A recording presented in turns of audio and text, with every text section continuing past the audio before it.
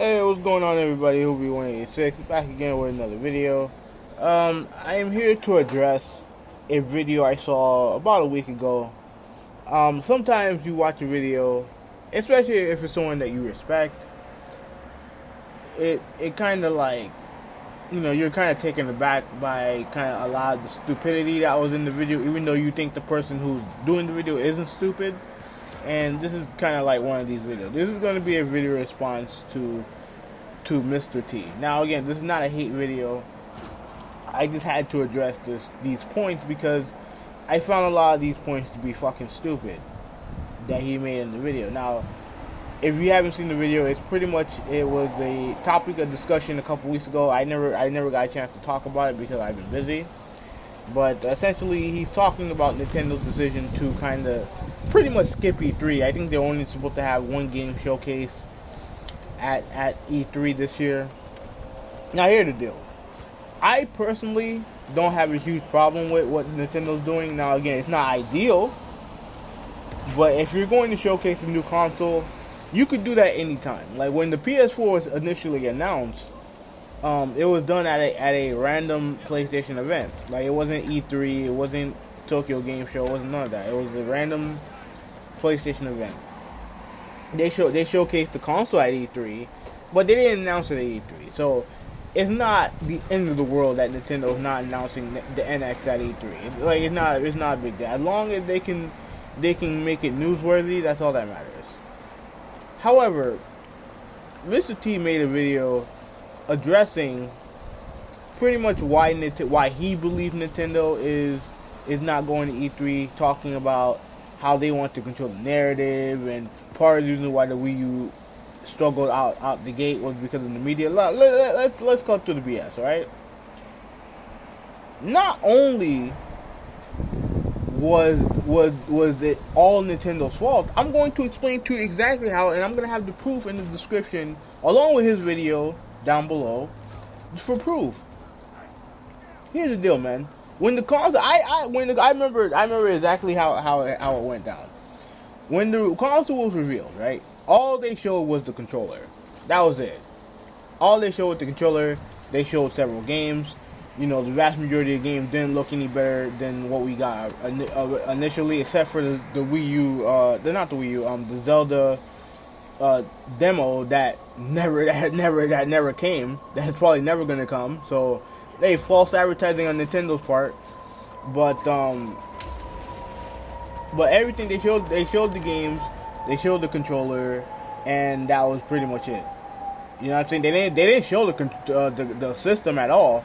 And even if they did, it was probably for like a split second. And they didn't, like, again, I knew it was a new system, but when you only showcase the fucking controller, people are rightfully so gonna get confused. But even still, there's article after article talking about Nintendo's new console. Tons of articles.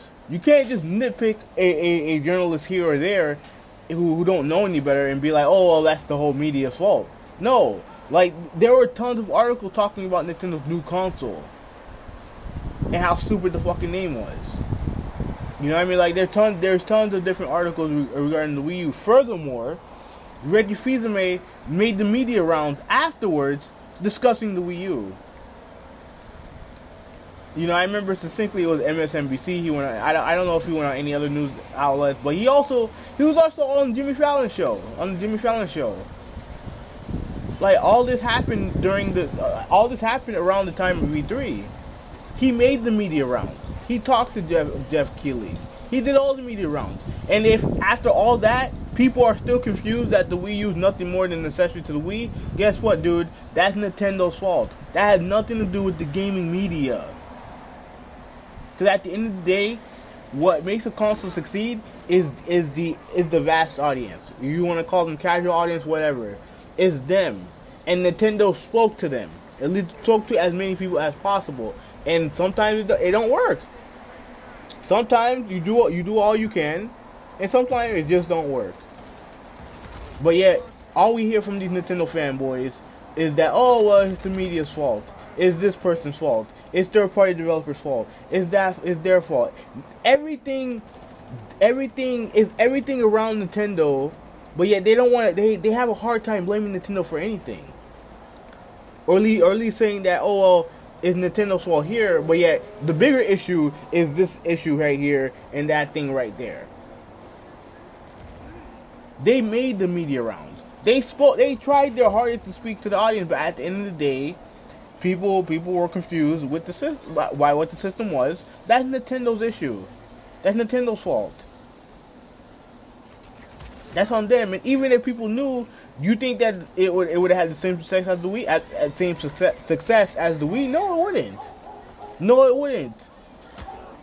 No, it wouldn't, because at the end of the day, look at the software. The software is a huge indicator of what the Wii U was going to do. No one bought games on the system near the end. Even Nintendo's biggest franchises, like Skyward Sword, from my account, is one of the lowest selling Zelda games, main storyline Zelda games. Still sold very well from what I remember, but it didn't sell as well as it could have. And you look at the amount of games that weren't released on the Wii near the end, and the usage rates of the Wii U plummeting. Like, it's not rocket science. It's not media bias. It's not none of these other factors that go into it. It's just the fact that Nintendo as a brand is not as strong as it used to be, and it plummeted. It's that simple. Their brand has plummeted, and a shot in the dark and a huge shot in the arm, like the Wii, can only get you so far if you don't have the software outside of your first party to back it up. It's that simple. So all this blaming the media stuff is just nonsense, and it's just fanboys being upset that their console's not number one in the public's eyes. That's all it is. That's all it is. Because at the end of the day, like, none of this shit should matter to you or anybody else. None of this shit should matter. But it matters to some people, because at the end of the day, all they care about, more than game. I'm not saying you don't care about gaming, Mr. T. Cause I see your collection. You have a very impressive collection of games. But this is true for a lot of fanboys, and I know you know this. Most fanboys only care about how much people like the console that they're cheering for, not the console they're gaming on. They care about the console they're cheering for. Because if you guys were just gaming, none of this shit would matter. Yeah, that's pretty much all I have to say. This is Suvi186. I am out. Peace. Oh, you cool thing! Stop stealing my kills!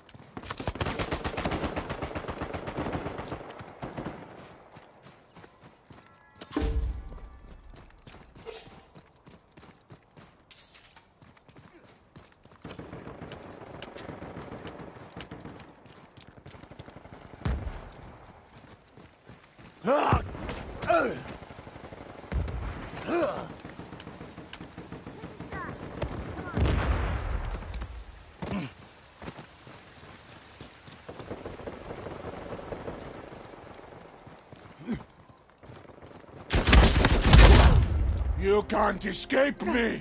To your maker you go!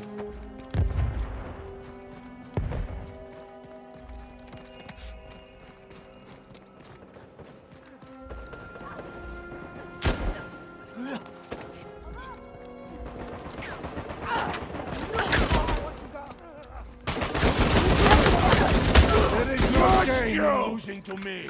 I will allow you to bask in my glory. This time.